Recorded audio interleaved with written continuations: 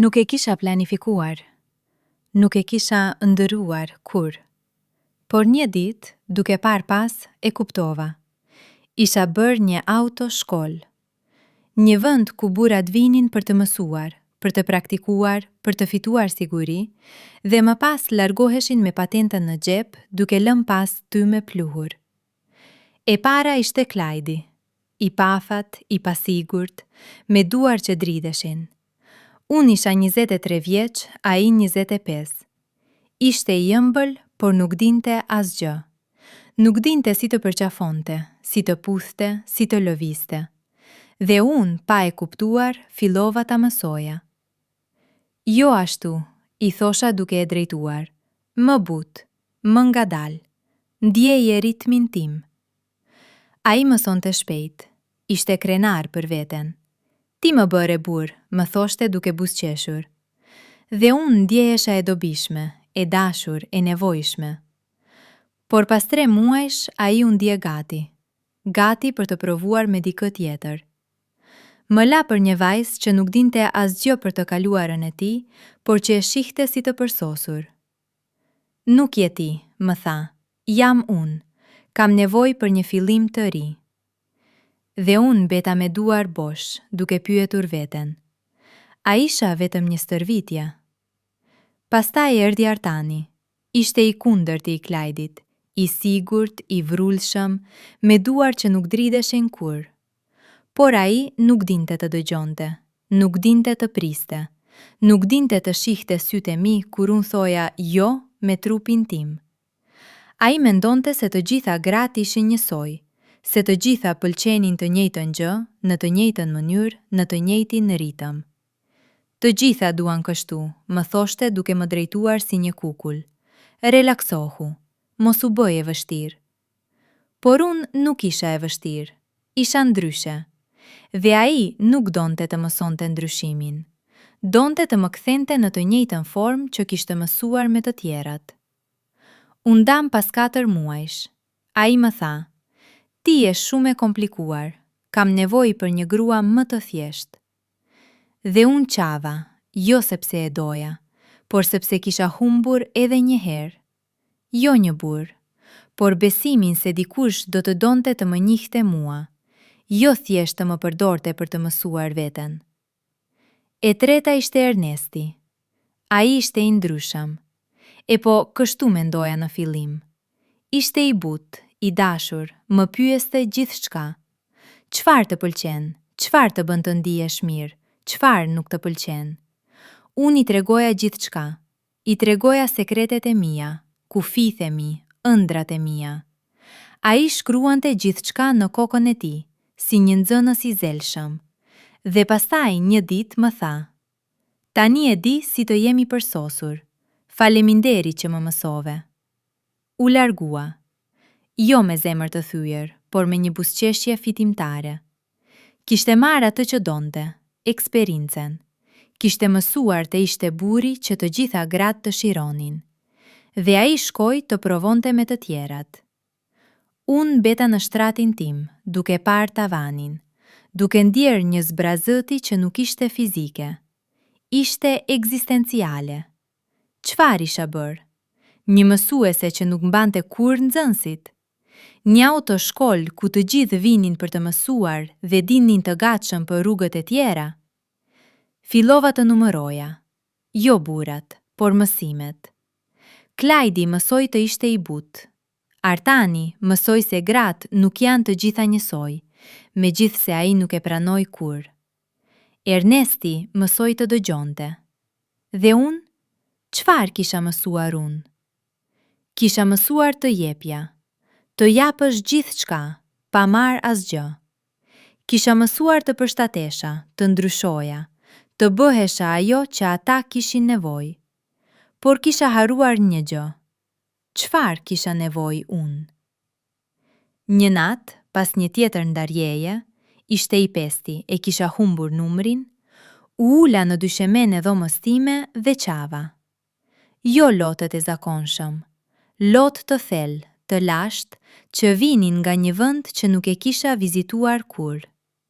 një vend ku unë isha e vetmja që jetoja. Pse nuk qëndron askush? Pëshprita në telefon, duke folur me shoqen time më të mirë. Ajo më dëgjoi në heshtja. Pastaj tha: sepse ti i bën gati për të tjerat. Ti je autoshkolla, jo shtëpia e tyre. Ata vinë për të mësuar, jo për të qëndruar. Dhe ndërsa ti u jep atyre të gjitha mësimet, ti nuk kërkon asgjë për vete. Çfarë të kërkoj? Pyeta. Nuk di as të kërkoj më. Kërko të të shohin, tha ajo. Jo të të mësojnë, jo të të përdorin, të të shohin. Ty. Personin që je kur nuk po mëson askënd. Atë natë mora një vendim. Nuk do të isha më autoshkoll.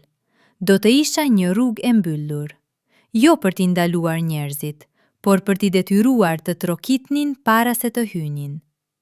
Do të isha një shtëpi me dyert të mbyllura, jo një parking ku të gjithë vinin të stërviteshin. Herën tjetër kur një burr më afroi, unë nuk e lash të hynte leth. E ndala në derë. Çfarë kërkon? E pyeta. Të njoh, tha ai. Gjo, thash. Çfarë kërkon? Sepse unë jam lodhur duke dhënë mësime falas. Nëse do të mësosh, shko në një kurs. Nëse do të qëndrosh, rri këtu, në derë, derisa të më tregosh se nuk ke nevojë të mësosh asgjë. Se je gati të më njohësh mua, jo të më përdorësh për të mësuar veten. Ai u habit. Nuk ishte mësuar me një grua që fliste kështu, por nuk u largua. Emri i tij ishte Besi. Nuk ishte i përsosur, nuk dinte gjithçka, por kishte një gjë që të tjerët nuk e kishin, durim. Nuk nxitonte, nuk kërkonte të mësonte, thjesht donte t'ishte pranë meje. Të më shikonte kur unë nuk po mësoja askënd, kur nuk po përpiqesha të kënaqja, kur thjesht isha. Një grua që pinte kafe, që qeshte me filma të trash, që çante me këngë të vjetra. Ti nuk je si të tjerat, më tha një natë. As ti, ju përgjigja, sepse ti nuk u përpoqet më ndryshoje. Ai buzëqeshi. Pse të ndryshoj? Ti je e përkryer ashtu si je, jo sepse di gjithçka, por sepse je ti. Pas disa muajsh vendosa të bëja një provim, jo për të, por për veten. Një mbrëmje, gjatë një afrimi, ai u ngatërua. Nuk dinte si të vazhdonte, nuk dinte ku të prekte, nuk dinte ritmin tim.